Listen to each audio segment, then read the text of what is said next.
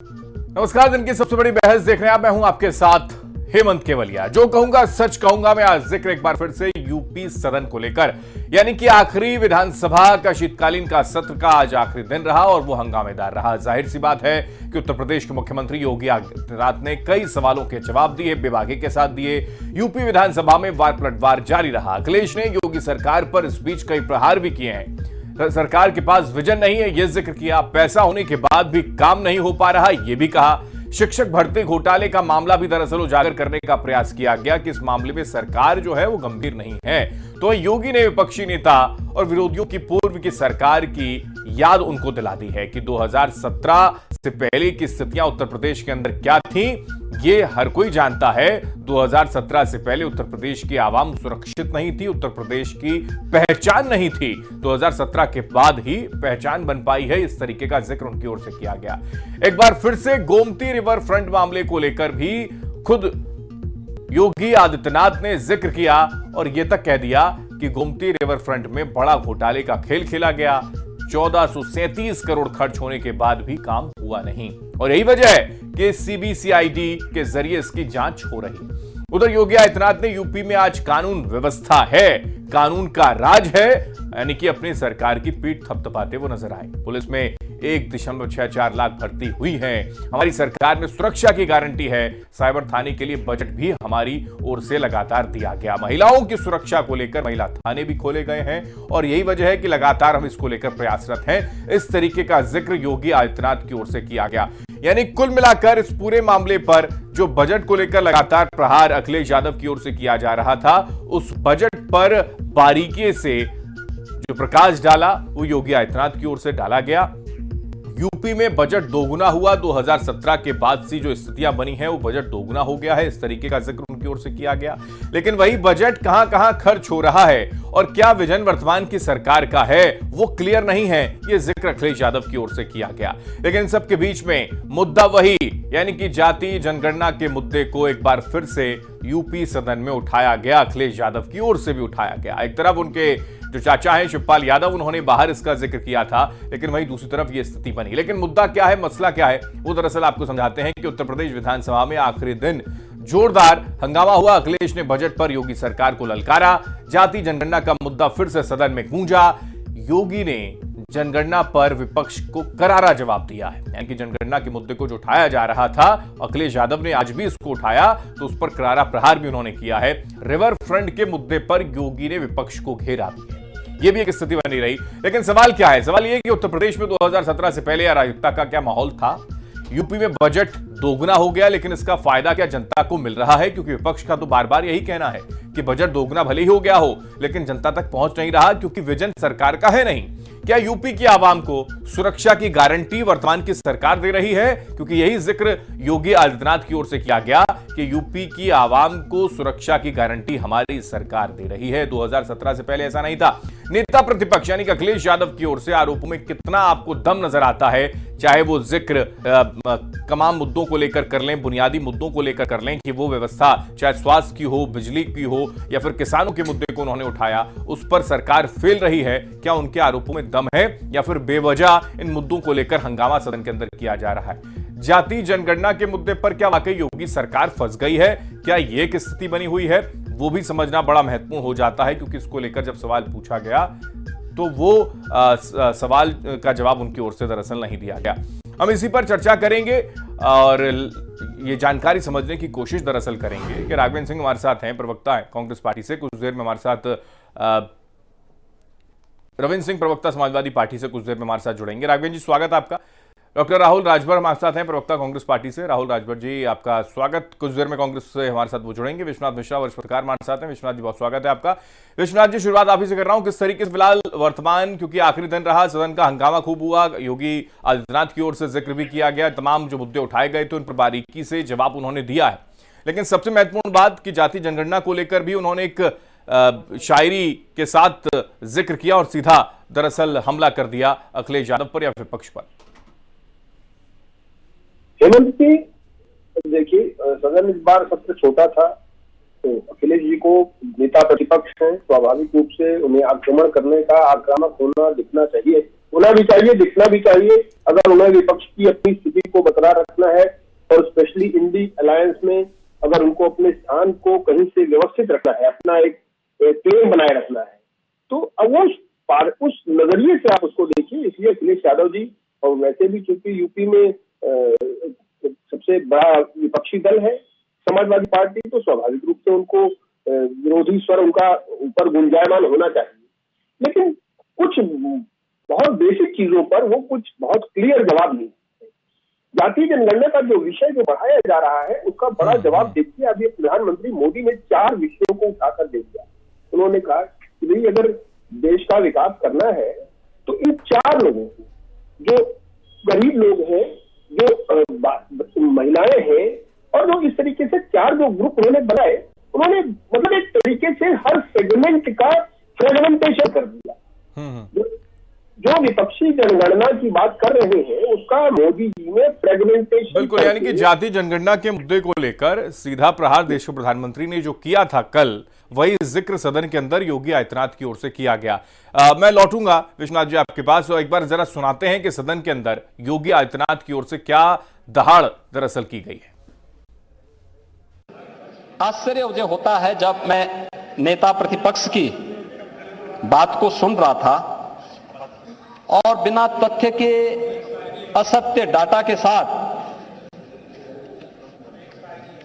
सभी तथ्यों को छुपा करके सदन के फ्लोर में रखना, बोलना, मुझे लगता है कि यह शोभा नहीं देता है। और इसीलिए मैं आपसे कहना चाहूंगा कि सत्र के पहले प्रदेश समाजवादी पार्टी सरकार के नेतृत्व में दिशाहीन था, अव्यवस्था और अराजकता का शिकार था, प्रदेश के बारे में लोगों की नकारात्मक धारणा थी। लेकिन सत्र के बाद जो परसेप्शन चेंज हुआ है वह प्रधानमंत्री जी के विजन और उनकी लीडरशिप का परिणाम है कि आज प्रदेश सर्वांगीण विकास के लक्ष्य को प्राप्त करते हुए $1 ट्रिलियन की इकोनॉमी बनने की दिशा में तेजी के साथ अग्रसर हुआ है। और मुझे लगता है हर उत्तर प्रदेश वासी को इस पर प्रसन्नता होनी चाहिए। ये जाति, जब एक गरीब के हक पर डकैती पड़ती थी तब पीडीए नहीं था। जब गरीब भूखों मरता था, किसान आत्महत्या करता था, बेरोजगार आत्महत्या करने के लिए मजबूर होता था, तब क्या पीडीए नहीं था? क्या तब पीडीए कहां था?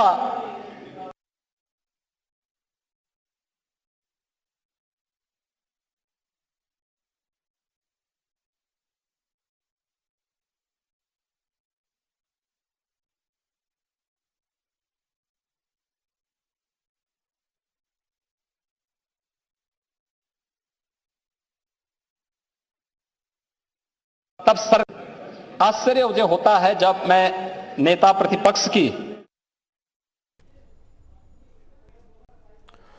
चलिए, यानी कि सीधे तौर पर योगी आदित्यनाथ ने कई सवालों के जवाब दे दिए, चाहे वो जाति जनगणना का मुद्दा हो या फिर वर्तमान की सरकार क्या कर रही हो, पूर्व की सरकार क्या कर रही थी। लेकिन अखिलेश यादव ने जाति जनगणना को लेकर क्या कुछ कहा है वो सुनाते हैं। अभी कुछ साथी चिंता कर रहे थे जाति जनगणना को लेकर के। अध्यक्ष महोदय, पूरा देश चाहता है जाति जनगणना हो, और अंतोगत्वा मैं कहता हूं, on the floor of house कह रहा हूं, मैंने पहले भी प्रेस में कहा, ये बीजेपी के लोग भी जाति जनगणना में खड़े हो जाएंगे। देखिएगा, ये समय आएगा कि बीजेपी के लोग भी कहेंगे हां जाति जनगणना होनी चाहिए। पूरा देश चाहता है। कभी कभी ये आरोप लगता है कि समाजवादियों ने क्यों नहीं किया। मैं केवल एक एग्जांपल देना चाहता हूं अध्यक्ष महोदय आपके माध्यम से, कि जिस समय मेरिट की भर्ती हुई थी पुलिस की, और उसी समय एक फैसला आ गया था आरक्षण को लेकर के, हाई कोर्ट और सुप्रीम कोर्ट के झगड़े के बीच में हम लिस्ट को नहीं जारी कर पाए थे पुलिस भर्ती की। वो मेरिट की भर्ती थी, रिजल्ट बन चुका था, और जब कोर्ट के आदेश के बाद वो सूची जब जारी की गई, तो जो सूची जारी की थी उसमें पहले जो व्यवस्था थी आरक्षण की, उस व्यवस्था के तहत वो सूची बनी थी और उस सूची को जारी कर दिया गया था।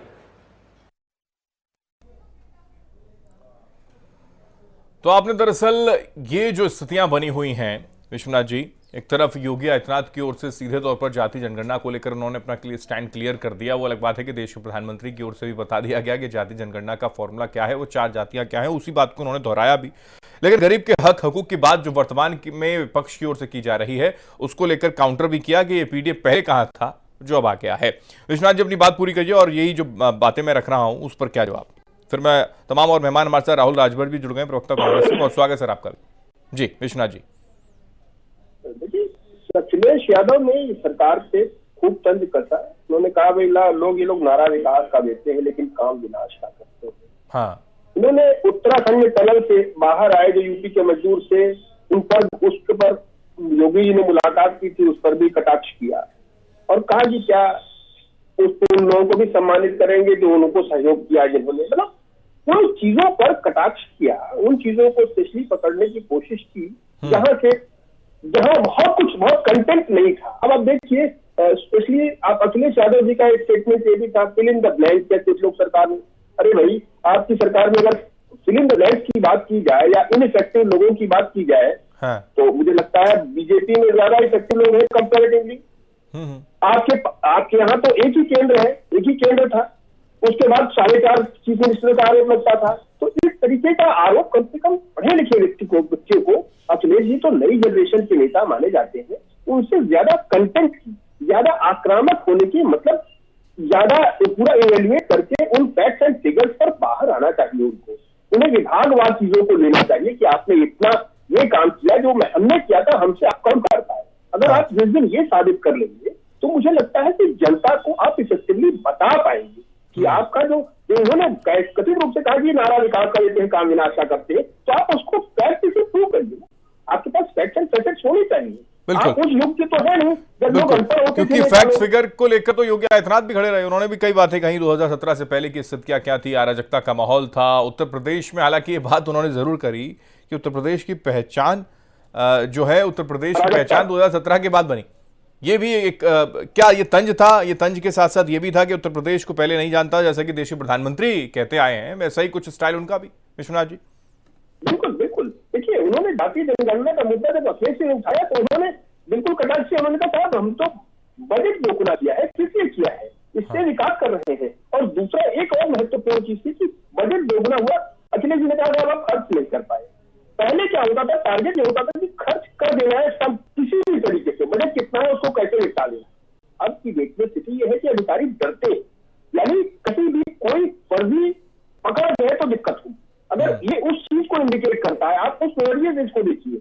अगर जो जेन्युइन खर्चे हैं, जहां पे जेन्युइनली एज पर रूल चीजें आप पूरे सिस्टम में सेट हो रही है, उनको खर्च किया जाता है। दूसरी एक बहुत जरूरी बात योगी जी ने कही, उन्होंने कहा कि पहले की स्थिति अराजकता की स्थिति थी और आज की स्थिति कानून की स्थिति है, कानून का राज है और इसके लिए प्रदेश पहचाना जाता है, जिसके कारण इन्वेस्टमेंट का जो फ्लो है वो बहुत बढ़ा है।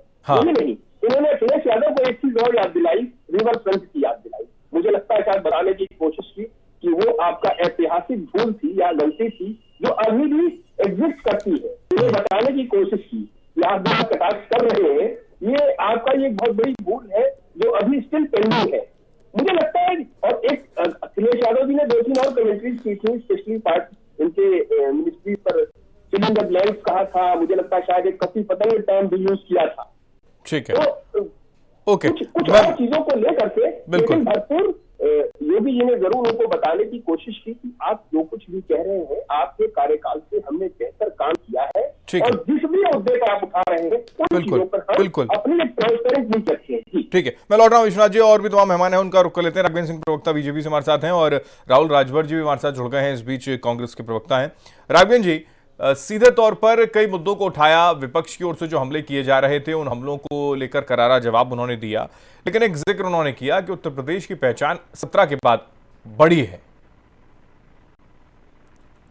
नहीं हेमंत जी, बिल्कुल सही बात है। जो पहले उत्तर प्रदेश की पहचान एक बीमारू प्रदेश के रूप में थी, और एक अराजक प्रदेश के रूप में थी। उत्तर प्रदेश और बिहार दोनों बराबर के आके जाते थे।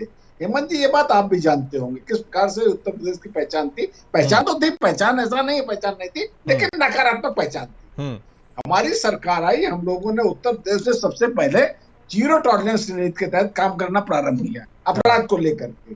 बड़े पैमाने पर हम लोगों ने अपराधियों को गिरफ्तार किया, 5000 टॉप 10 अपराधियों को सूचीबद्ध किया, उसके बाद उनके ऊपर कार्रवाई की। योगी पार्ट 1 में ही बड़े बड़े अपराधी जो थे थानों में जाकर समर्पण करने लगे थे। हेमंत जी गले में तख्ती डालते थे और थानों में समर्पण कर देते थे।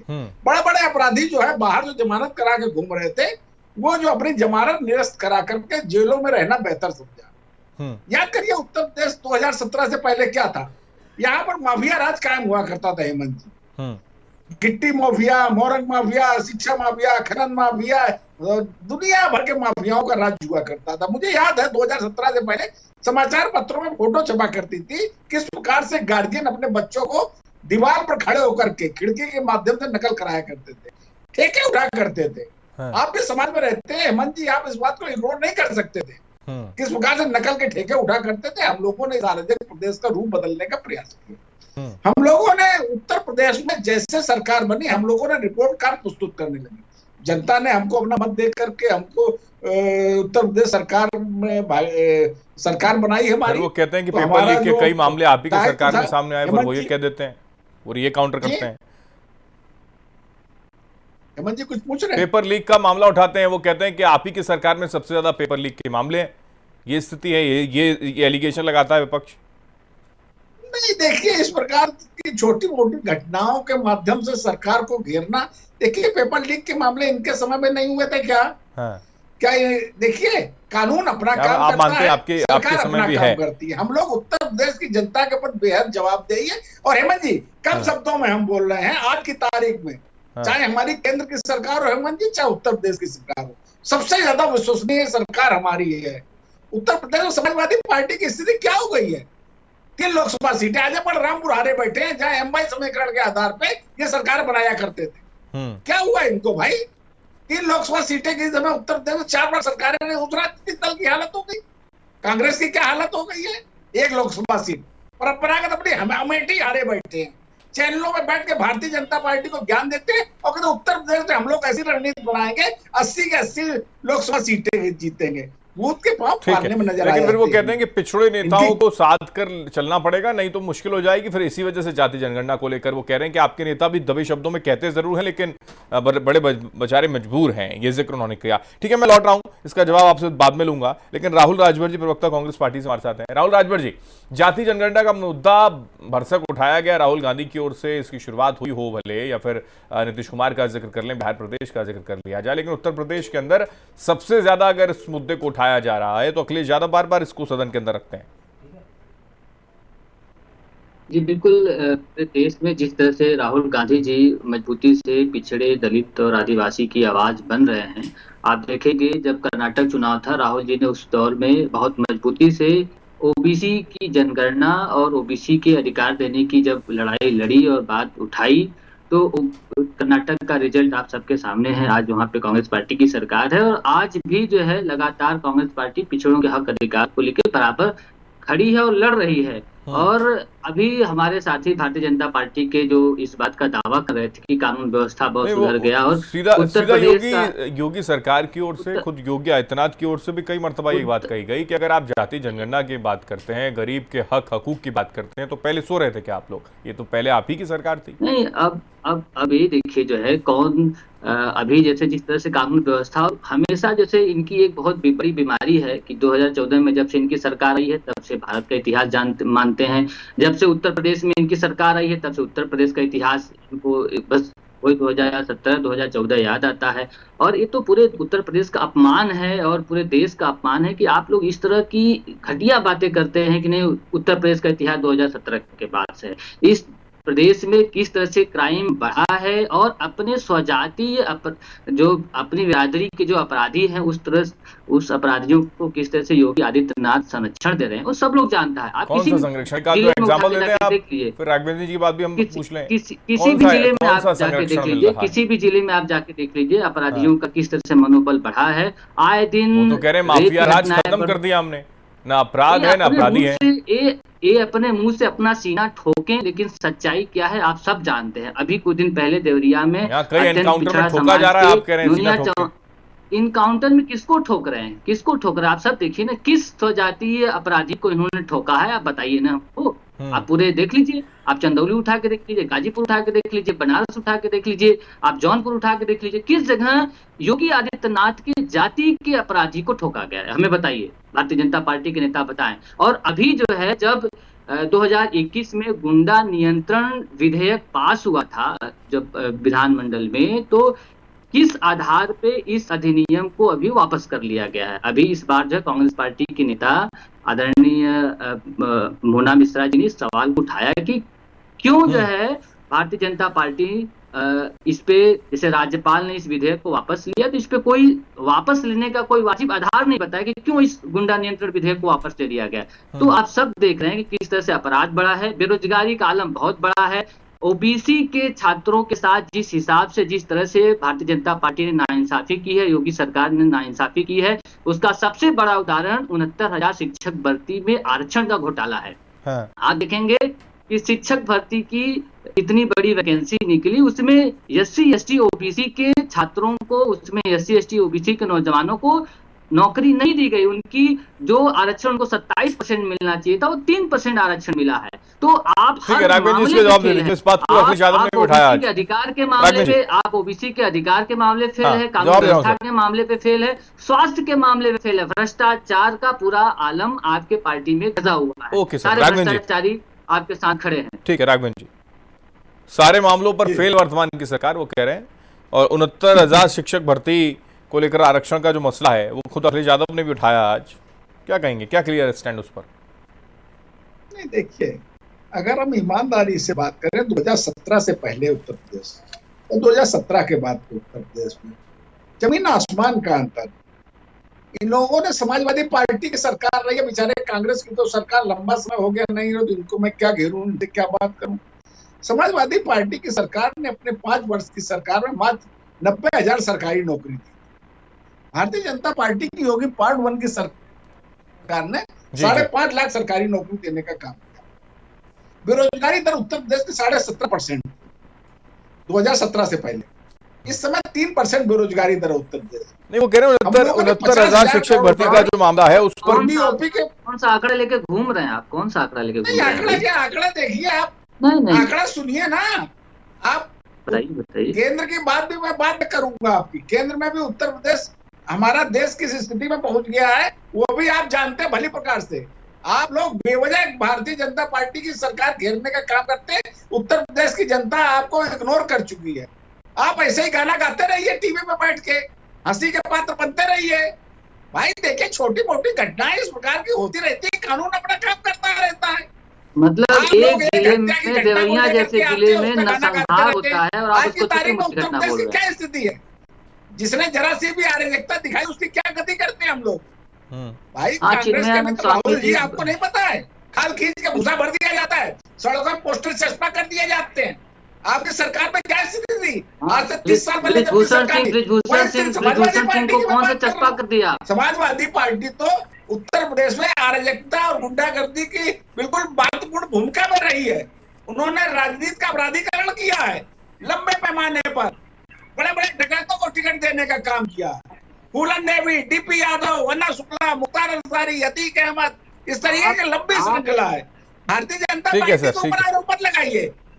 आप लोग वो कह रहे हैं कि देवरिया जैसा कांड आपके प्रदेश में आपकी सरकार में हुआ, आप उसको कुछ बोलते नहीं, माफिया राज का जिक्र करना शुरू कर देते हैं। ठीक है, मैं रविंद्र सिंह जो प्रवक्ता समाजवादी पार्टी के, उनको एक बार जोड़ लेता हूँ। रविंद्र जी, बहुत स्वागत है आपका। रविंद्र जी, सीधा सवाल कि कई सवाल दागे गए अखिलेश यादव की ओर से, लेकिन माफिया राज को लेकर बार बार बैकफुट पर आना पड़ता है समाजवादी पार्टी को। यही जिक्र बार बार, चाहे वो सदन के अंदर हो, सदन के बाहर हो, होना शुरू हो जाता है। ये बड़ा नेगेटिव पॉइंट है जिसको भर पाना बड़ा मुश्किल। मैं इसमें एक चीज और जोड़ देता हूँ, माफिया राज में ये लोग दंगा वाला प्रदेश भी बोलते हैं। हाँ। माफिया वर्तमान मुख्यमंत्री के साथ अकेले कमरे में बैठ के बात करता है। विनीत नाम कुछ भी बोलने लगते हैं, बोलना सिद्ध है, कुछ भी बोलने लगते हैं। अरे कुछ तथ्य लाइए, तथ्यात्मक बात किया करिए। आपके नेता भी कुछ नहीं बोल पाते, आप भी कुछ नहीं कर पाते हैं। बीच में कुछ बोलेंगे तो इसका तो अरे रविंद्र जी, क्या कम से कम कोई ऐसी बात नहीं है जिसमें इंटरप्ट ना करें। ठीक है राघवेंद्र, उत्तर प्रदेश सुन रहा है आपको। ओके राघवेंद्र जी, आपने कई बातें कही, रविंद्र जी ने सुना, एक बार आप सुनिए। सम्मानित चैनल में बैठे हुए हैं, कुछ भी बोलने लगते हैं। किस अपराधी से बात कर रहे थे बताइए। और सुनिए, अभी तो अपने कर्म सुनिए, जनता सुना रही है, हमसे भी सुन लीजिए। फिर इसके बाद सुप्रीम कोर्ट कहता है कि उत्तर प्रदेश में जंगल राज है। NPR भी कहता है कि सत्तर अपराध उत्तर प्रदेश में है। उत्तर प्रदेश हाई कोर्ट कहता है कि जब तक कि हम इनको अवमानना ना नोटिस दें तब तक उत्तर प्रदेश सरकार काम नहीं करती है। इसको गुंडा राज बोलते हैं, इसको गुंडा राज बोलते हैं। जहाँ का मुख्यमंत्री दोनों मुख्यमंत्री और 111 विधायक लिप्त हों अपराध में, और जहाँ पर जिस कैबिनेट में तो मंत्री सजा याफ्ता हो, उसको कहते हैं गुंडा राज। ठीक, लेकिन योगी आदित्यनाथ कह रहे हैं कि अराजकता का माहौल 2017 से पहले था, 2017 के बाद केवल कानून का राज है, वो ये जिक्र कर रहे हैं। ये अगर कानून का राज है, सुप्रीम कोर्ट क्यों बोल रहा है, हाई कोर्ट क्यों बोल रहा है, NCR भी क्यों बोल रही है? इसका मतलब ये झूठ बोल रहे हैं। तो सारी सरकारी संस्थाएं हैं। दूसरा ये जो बोलते हैं कि हमारे वहाँ दंगा हुआ करता था, सुन लीजिए, गोरखपुर का दंगा, माऊ का दंगा, पचरुखिया का दंगा, मोहनमुडेरा का दंगा, बखिया का दंगा, सियाना का दंगा, मुजफ्फरनगर का दंगा, तो भारत सब में 4 में तो कहाँ तक के हुए भैया? हेमंत जी भी यही रहते हैं। पिछले 5 साल 1.5 साल ये हो गया, उत्तर प्रदेश कहाँ दंगा हुआ भाई? लखनऊ हुआ, उसके बाद क्या हुआ?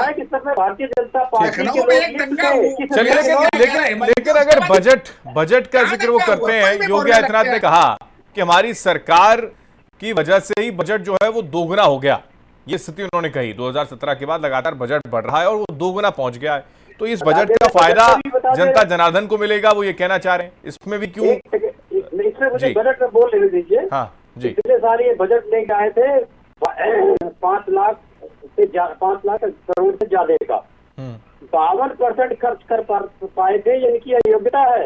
ओके, इस बार लेके आए 6,90,000 करोड़ का, वो बजट सब खर्च कर दिया। उसके लिए अनुपूरक बजट लाना पड़ रहा है, क्योंकि सारा प्रचार तंत्र ने खत्म कर दिया और आने वाले लोकसभा के लिए पैसा नहीं है। ये तो इनके बजट का हाल है। जब जनता से उगा तब खर्च नहीं कर पाए, और जब जनता से उगा लिया तो सब खर्च कर दिया। उसके लिए अनुपूरक बजट लाना पड़ा। दूसरा ये आप एक तरफ कहते हैं कि बजट खर्च नहीं किया, फिर आप कहते हैं कि बजट है नहीं समझ नहीं पा रहा मैं भी बात।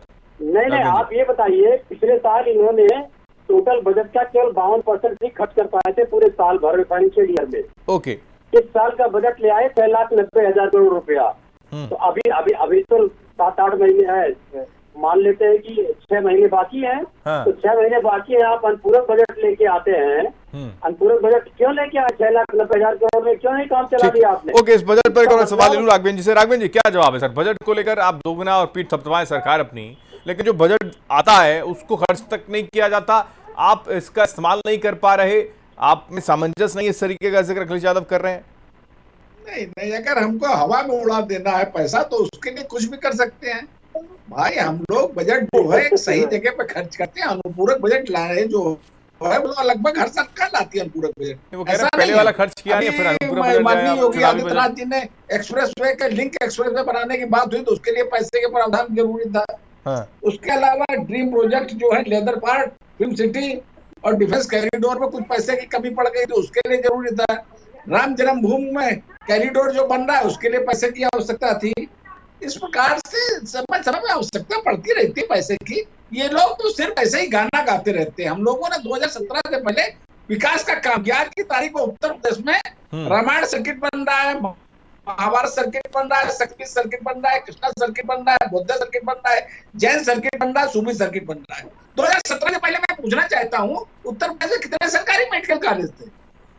मात्र 17 या 15 मेडिकल कॉलेज थे। हम लोगों ने उत्तर प्रदेश में 65 नए मेडिकल कॉलेज बनवाने का काम शुरू किया। आज की तारीख में उत्तर प्रदेश में बहुत से मेडिकल कॉलेज बन चुके हैं, बहुत से बनने के कहते हैं मेडिकल कॉलेज बनकर खड़े, स्ट्रक्चर है केवल, उसमें इंफ्रास्ट्रक्चर के नाम पर वहां पर डॉक्टर्स नहीं है, ट्रेन नहीं है, बच्चे लगा दिए आपने, इंटर्न्स लगा दिए, वो ये कहते हैं। और इसी वजह से ये स्थिति हो जाती है कि माननीयों के बेटों को इलाज नहीं मिल पाता लखनऊ के अंदर। ठीक है, मैं लौट रहा हूँ। इनके प्रमाण पत्र की आवश्यकता नहीं है हेमंत जी। ओके रविंद्र जी, लेकिन एक सवाल जो योगी आदित्यनाथ जी ने उठाया, वो जिक्र उन्होंने किया कि भाई गरीब के हक हकूक की आप बात करते हैं और अब करते हैं, पहले कहाँ था पीडी आपका? उस वक्त सो गए थे आप लोग, वो ये कह रहे थे। योगी आदित्यनाथ जी की जानकारी को अपडेट करना पड़ेगा। हम ये 1955 से इस हक हकूक की लड़ाई कर रहे हैं। इस हक हकूक में ही समाजवाद पनपा है और समाजवादी पार्टी ने उत्तर प्रदेश में 6 बार शासन किया है, केंद्र के शासन में 2 बार सीधी बार और 2 बार सपोर्ट के रूप में शासन किया है। तो ये हक हकूक की बात करके ही नहीं किया गया है। और जो योगी आदित्यनाथ जी ने किया, सुन लीजिए गरीब का, कि उत्तर प्रदेश की 37% जनता गरीब है। एवरेज आज उत्तर प्रदेश की अभी 2023 में आई है 6000 है, नेशनल है आय जो है 14,666 रुपए है। तो ये गरीब का हक हकूक कहाँ पर हो गया? एक बात की हमने नौकरियां नहीं दिया, तो कह रहे हैं कि जाति जनगणना की जरूरत ही नहीं है, गरीब, महिला और युवा और उसके अलावा किसान, इन 4 जातियों को आप उत्थान कर दीजिए, जाति जनगणना अपने आप हो गया। वो तो कह रहे हैं जिसने नौकरियां, सुन लीजिए सर, जिसने नौकरियां मांगी उसको लाठी से मार दिया। जो मांग रहे हैं वो अभी खड़े हुए हैं। जो बेचारी बच्चियां नौकरी कर रही थी डायल 122 से जो हमने स्थापित किया था, उनके ऊपर FIR दर्ज कर दिया। अभी बता रहे हैं कि हम लोगों ने भर्ती नहीं की। तो इनके मुख्यमंत्री कह रहे थे पिछले सदन में, पिछले मानसून सत्र में, कि इन्होंने 84,000 SDM भर्ती कर दिया। तो अपने मुख्यमंत्री से पूछ रहे जाके हमने किसको नौकरी दिया। फिर हमने 90,000 नौकरी दी है माननीय सरकार ने। कार में तेल डाल के सुन लीजिए, 2017 तक मात्र 90,000 सरकारी नौकरी दी थी आपने। मैंने 5 साल में 5 लाख सरकारी नौकरी दी है। कान खोल के सुन लो, आखिर देख लो कि सरकारी नौकरी में आंकड़े हेरफेर नहीं हो सकते। 50,000 करोड़ रुपए ऋण दिया है, 50,000 करोड़ रुपए गरीबों को ऋण दिया है। सही बोल रहे हैं कि इसमें से बड़ी फैक्ट्री बताइए। अगर आप सही बोल रहे हैं तो अपने मुख्यमंत्री से कहिए कि माफी मांगे, और अगर आप मुख्यमंत्री सही बोले तो आप माफी मांग लीजिए। तो क्या माफी मांगे भाई? मुख्यमंत्री जी ने क्या गलत कह दिया? मुख्यमंत्री जी ने कहा 54,000 SDM भर्ती किया इन लोगों ने। अरे 84,000, जबकि वो 54,000 था। तो मुख्यमंत्री कह रहे 84,000 SDM भर्ती किया हमने। 2.2 लाख सिपाही भर्ती किया है। मैं ये कह रहा हूँ, अरे ये सब आंकड़े की बातें हैं। 2.2 लाख 2.2 लाख सिपाही भर्ती किए थे, जिसमें हमारे ऊपर इन लोगों ने इंक्वायरी सेटअप कर दिया। इंक्वायरी खत्म हो गई। ठीक सर, ठीक है, लेकिन हैरानी है, कितने भर्ती किए थे? ओके सर, लेकिन हैरानी है कि आप कई मुद्दों को उठाते हैं रविंद्र जी, कई मुद्दे आपने उठाए, कई मुद्दे उठाते लगातार चले आ रहे हैं, लेकिन फिर भी ये जो दायरा है वो सत्ता के सिंहासन तक पहुंचना आपके लिए बड़ा मुश्किल है। क्या 17 की बात कर लें, फिर 19 की बात कर लें, फिर 22 की बात कर लें, और फिर वो 24 आने वाला है। तो क्या लगता है कि ये सारी चीजें, इस सारी चीजों से ऊपर उठकर आप आगे बढ़ पाएंगे 24 में, सिर्फ जाति जनगणना के मुद्दे पर? आगे बढ़े हुए हैं। देखिए 19 में 50% 10 सीट कम कर दिया, 22 में घटते 51% हो गए, 57 सीट कम कर दिया। फिर निकाय का चुनाव होता है, ये 50% से घटते 30% पे आ जाते हैं। और इनका जो परफॉर्मेंस था निकाय चुनाव में 38%, 8% कम होकर 30% में, हमारा 22% था, हम बढ़ के 26% पे चले जाते हैं। ठीक, तो ये नेशन वाइड इसका टेंडेंसी है। 21 राज्य से घट के 7 राज्य पे आ गए।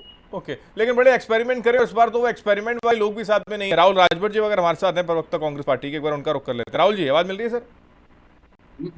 जी राहुल जी, अब समाजवादी पार्टी के साथ क्योंकि पहले एक्सपेरिमेंट हो चुका है, अब एक बार फिर से इंडिया अलायंस के तौर पर होगा या नहीं होगा, या फिर नतीजों का इंतजार करने के बाद होगा? देखिए, गठबंधन का फैसला हमारा शीर्ष नेतृत्व लेता है। अब वो तय करेंगे।